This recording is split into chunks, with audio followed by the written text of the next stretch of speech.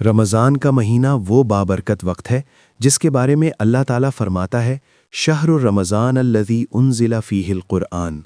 یعنی رمضان وہ مہینہ ہے جس میں قرآن نازل کیا گیا،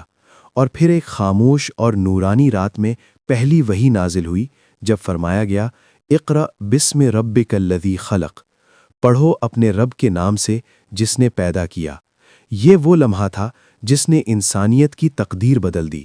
اور اسی حقیقت کو مزید واضح کرتے ہوئے اللہ فرماتا ہے انا انزلناہ فی لیلۃ القدر،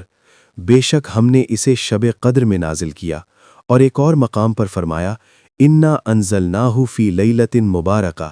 کہ ہم نے اسے ایک بابرکت رات میں اتارا۔